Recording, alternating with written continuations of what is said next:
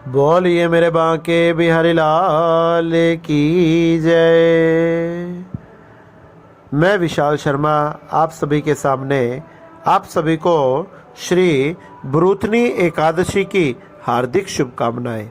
एक समय श्री युधिष्ठिर जी महाराज भगवान श्री कृष्ण के समीप जाकर कहने लगे कि हे वासुदेव, हे कृष्ण, हे गोविंद, मुझे बैसाख मास में कृष्ण पक्ष में आने वाली एकादशी का क्या नाम है, उसकी क्या महिमा है, आप कृपया कर कर बताएं। जब भगवान श्री कृष्ण कहने लगे कि हे राजन, बैसाख मास में कृष्ण पक्ष में जो एकादशी आती है उस एकादशी का नाम बरूथनी एकादशी है। वह एकादशी इस लोक तथा परलोक में सौभाग्य को प्रदान करने वाली है। बरूथनी का व्रत करने से सदा सुख रहता है तथा पाप की हानि होती है, सौभाग्य की प्राप्ति होती है। और तो और 10,000 वर्ष तप करने से जो फल मिलता है उसी के समान फल बरूथनी एकादशी का व्रत धारण करने से मिलता है। हे राजन, ये एकादशी बहुत पवित्र है तथा व्रती के सभी पाप दूर कर देती है, उसके सभी पाप दूर करके उसे मुक्ति प्रदान करती है। ये घोड़े के दान से भूमि का दान, सबसे अधिक तिल का दान, और तिल के दान से भी अधिक स्वर्ण का दान, स्वर्ण के दान से भी अधिक अन्न का दान है। अन्न के दान से उत्तम कोई दान नहीं है। इसलिए पितृदेव मनुष्य की तृप्ति भी अन्न से ही होती है। उसी के समान कवियों ने कन्यादान को कहा है। भगवान ने स्वयं कहा है कि गौ दान उसी के समान है, और कहे गए सभी दानों से अधिक विद्या का दान है।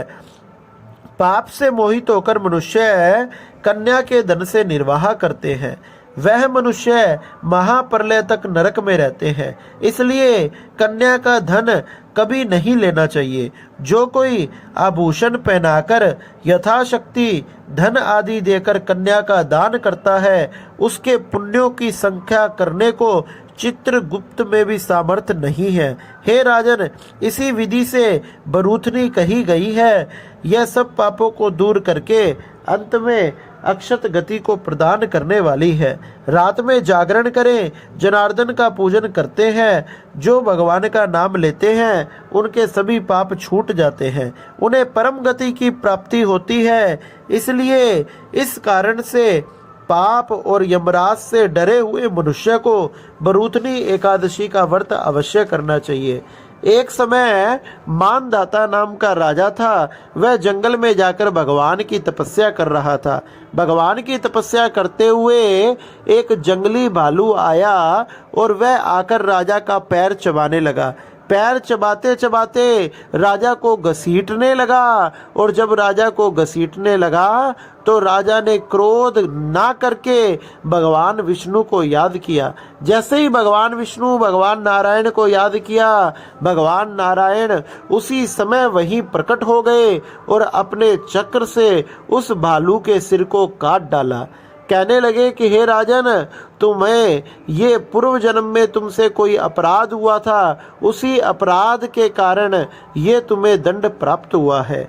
अब तुम अगर सुख चाहते हो, अपने अंग सही करना चाहते हो, सभी प्रकार से अपने जन्म जन्मांतर के पापों को नष्ट करना चाहते हो, तो तुम मथुरा नगरी में जाकर बैसाख मास में आने वाली कृष्ण पक्ष की बरूथनी एकादशी के व्रत को धारण करो। उसी के प्रभाव से तुम्हारा ये कष्ट दूर हो जाएगा, तुम्हारा अंग ठीक हो जाएगा और तुम्हें मुक्ति की प्राप्ति होगी।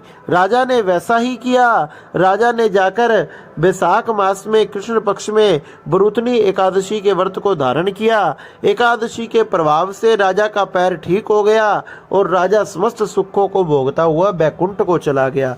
इसलिए हे राजन, जो इस एकादशी के व्रत को करता है, यहाँ तक कि कथा को भी सुन लेता है, तो सुनने मात्र से ही उसे 1000 गौ दान के फल को प्राप्त कर लेता है।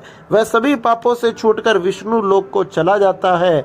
इसलिए हे युधिष्ठिर, ये बैसाख मास की बरूथनी एकादशी परम पवित्र है। सभी मनुष्यों ने इसका व्रत अवश्य धारण करना चाहिए। भगवान का नाम संकीर्तन करते हुए पूरा एकादशी का दिन व्यतीत करना चाहिए तथा भगवान का भजन कीर्तन आदि ही करते रहना चाहिए। इस प्रकार से जो इस एकादशी के व्रत को करता है उसके सभी दुख छूट जाते हैं और अंत तो गत्वा उसे भगवान के चरणों की, भगवान के परम धाम की, भगवान की मुक्ति की प्राप्ति होती है। इसलिए तुमने भी ये व्रत अवश्य करना चाहिए।